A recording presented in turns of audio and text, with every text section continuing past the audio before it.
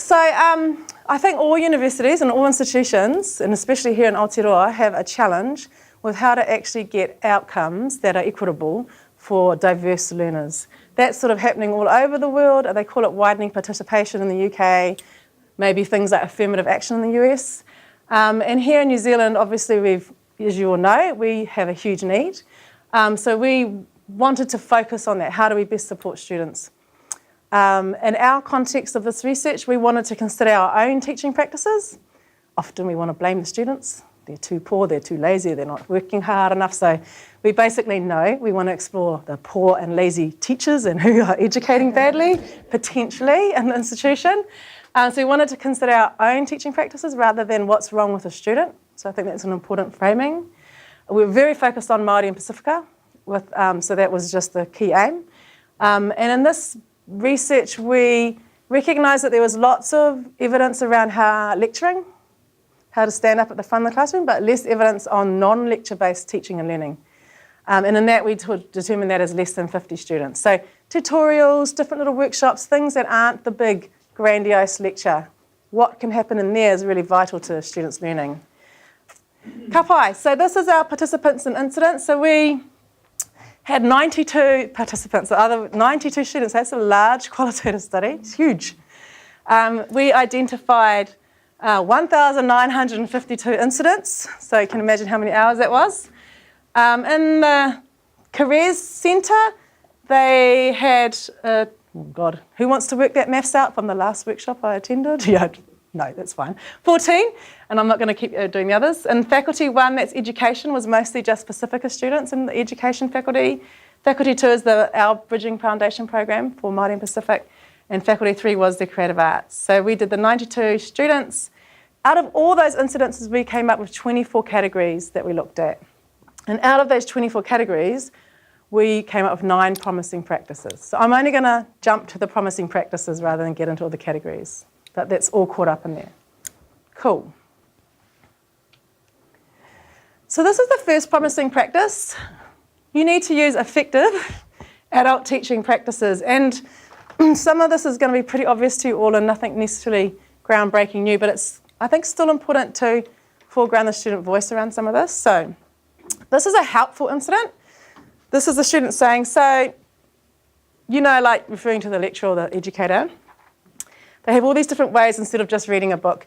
And then cut little bits of paper, makes you have to read in order to put them out there, and it feels like they're just doing more than just sort of reading and that sort of stuff. And the outcome was it makes it fun and it gets you up and you're doing things. So that's a helpful teaching practice. But the hindering one was, you know, reading about artists that have been dead for a couple of centuries, and it's like 2 hours long, you just have to sit there, and it's just bad. The teaching style is bad. And what happens is it's boring, it's uninteresting, and so they're not interested around learning. So these stories, and this is just examples of the stories, but basically the importance of active learning was particularly, remember we're talking tutorials, so it's very easy as a tutor to turn up and just rah, rah, rah, just like the lecturer did. So when educators in small contexts used active learning and they scaffolded the information for learners, that was very motivating and helpful. Nothing brand new, but important to know that that's exactly the same for Māori and Pacific learners. So very, very important to use effective practices in our interventions. The second one was demonstrating content knowledge. So this was a hindering incident. Some of the tutorials, they're not talkative, they don't explain it well, they just don't go into depth. So what happens is they expect us to understand and it sucks because you're just sitting in there knowing that actually just wasting my time. So in this one, I think, so from my experience in MAPAS, we chuck money at tutors and we roll them in and we bring the students in and you must attend the MAPAS tutorial, we're putting it on, that's extra for you. You know, this is a good intervention, but actually if the tutor doesn't have the content knowledge and they just happen to be the only other Māori student or Pacific student the year ahead of the other students, that is actually not that helpful. And so we're sort of chucking money down the drain. So we need to ensure and help the tutors to have strong educator content around what they're trying to teach. And that will encourage the students' confidence to learn. And when they had weak content knowledge, it hindered the success of the students. And we have multiple stories around that. And that is actually, seems obvious, but I can tell you it's not happening in this tertiary institution much of the time. Tutors that, not the formal tutors, but potentially tutors that are just helping in any way, yeah. Oh, and the formal tutors, actually. Ka pai.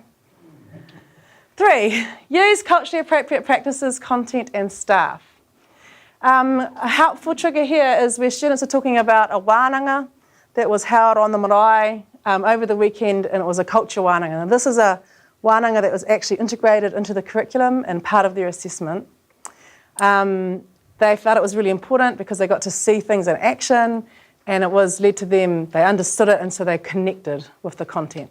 So often we can, especially me as a public health physician, can put up data and graphs and go, look at how poor the health status is of Māori. But, you know, they were not really getting that until they were connecting with their own culture. This seems really obvious, but even though we're bridging to Māori and Pacific, some of these kids had never been on a marae. Some of them had never cooked a hangi, and we got them to do that on the wānanga. Some of them had just never had those never had the privilege of some of these things which we might take for granted just because they're Māori and Pacific. So we couldn't do that, and that was allowing them to get into the content a lot more. When a hindering example was, without realising it, thought she was doing the best, coming from a British educational background, but it was just all foreign. So they were bringing all these ideas and all these ways of teaching, but it just didn't suit, and it was not really engaging them the same way as this sort of example. So linkage between university studies and culture was helpful, and that incurred in context of using language, using Māori and Pacific humour,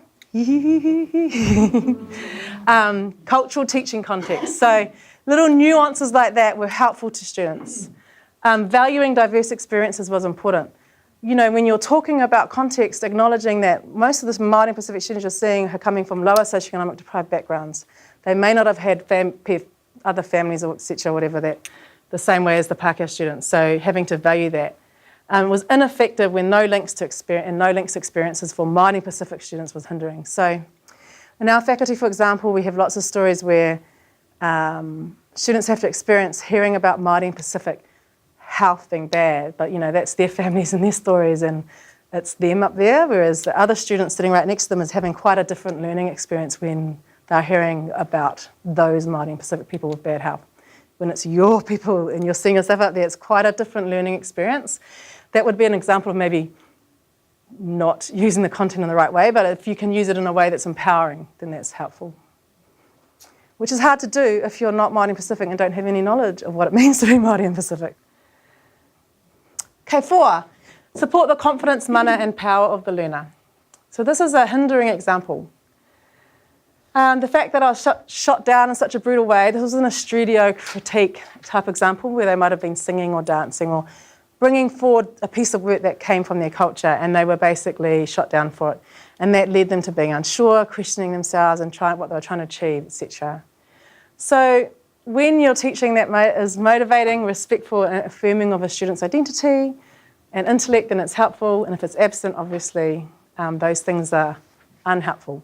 But further than that, they're not only unhelpful, they actually further undermine the student's identity in being Māori or Pacific. So having quite an effect on that. And then you get the students hiding their Māori and Pacificness from their learning environment. The 5th promising practice is grow independent learners. So we should not be in the business of making the learner, the Māori and Pacific student, reliant on us as the educators. We need to be in the business of making them independent learners, which is sometimes the opposite of how we roll out our support programs. And that's been in my experience at myself of our own support program. So here, this is helpful when the tutors had a lot of faith, not just like school, when they want you to pass, but they were challenging. So it was kind of a balance between supporting and getting them to do it themselves, their own way of doing it.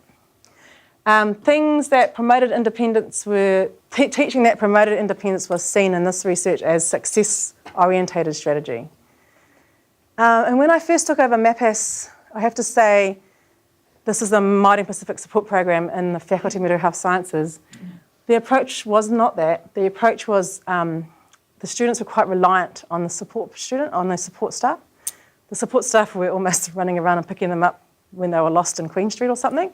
You know, it's way too far overgone, but I'm exaggerating. But it can be very easy to cross that boundary line. And so we had to do a whole suite of work to bring back some level of professionalism and to maintain a warm and empathetic support program which wasn't overstepping the mark and making the students reliant on our advisors. So I think it's quite important because you think you're doing the right thing, but you're not. So some of the ways are specific and relevant feedback, planned academic skill development to help the students grow, confidence building, so challenging, not helping them out by doing their assignments for them, which was happening too, actually getting them to do it, intensive academic support, getting them to think critically, and some self-regulation.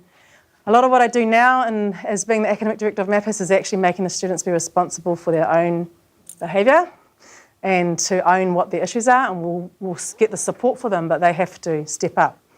And if you want to become a health professional, you need to be behaving professionally now. So actually, in some ways, challenging our own headspace that we can expect excellence from Māori and Pacific students, and with the right support, they can achieve it. 6, nurture interdependence between peers. So coming to university in this context is not about being so we want you to be independent, but at the same time, we want to nurture interdependence between them as well. So this is complex, I suppose.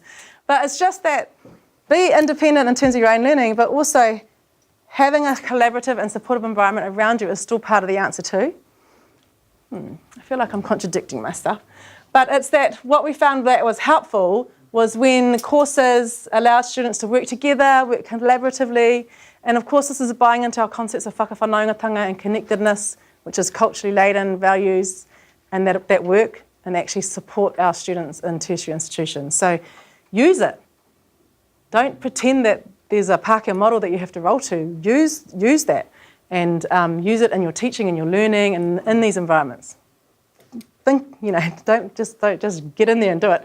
And that helps the students, and that came out from our data. So even group work is helpful. Group work's hard to assess, so we tend to not like to do it, but group work was helpful. 7, promote professional relationships. I might have already gone into this take already. What was helpful was teachers that were approachable. They used to come over and see us. They're really helpful. But they're trying not to do that so much this semester. So they're trying to help us to be more independent and get stuff. Educator friendship was hindering. So we had to retrain our own educators to not try and be the friends of the students. We had to get them to become more professional in that relationship. And educators who enabled not needing support in degree studies were actually seen by the students as being the most helpful. So they actually told us in the incidents that, it was really awesome there, but I just feel like they didn't really get me ready for first year, like they were so helpful, but now I'm lost. They were telling us that was unhelpful. So that's helped us to turn some of what we do around hugely and what we do in MAPIS. 8, resource quality teaching. So there's heaps of support, but it was actually the tutor. It's not like having the latest IT and the latest computers and everything. It wasn't about that. It was actually about the people that were delivering the teaching, and they were important, and they were the resource. So how do we invest in those educators? You don't necessarily need the flashiest things. It's actually that connection and having good content and having professionalism and that's the resource that they're talking about. And lastly, 9, create a place to thrive and belong. Now, behind all of these stories is the fact that actually it's very unsafe to be in the institution that shall not be named, University of Auckland, or any institution around the country. As a Māori and a Pacific learner, it's not safe. Because what they're saying here is, we had a room and we can go there and that's where we feel comfortable. And the flip side of that is that actually I don't feel comfortable to walk around this institution as a Māori and a Pasifika student. So having a place to gather is really important. They can study there, they can interact there, they can be Māori and Pacific there. From this, we felt that what matters, actually this reaffirmed that actually the non-lecture environment, that small teaching and learning was important to Māori and Pacific students. They valued it, they needed it, it had an effect on their learning and their academic success. That you can look at teaching around how you can achieve Māori Pacific success, and that matters. So if you're focused on that, you can get some major changes. Culture matters. Being Māori and Pacific matters. You are going there as a Māori and Pacific learner often, and yet it's taught from a very othering perspective for many of our Māori and Pacific students. And the value of putting our own realities at the centre of the research, and also the empowerment that led to us as researchers. So that was very positive too.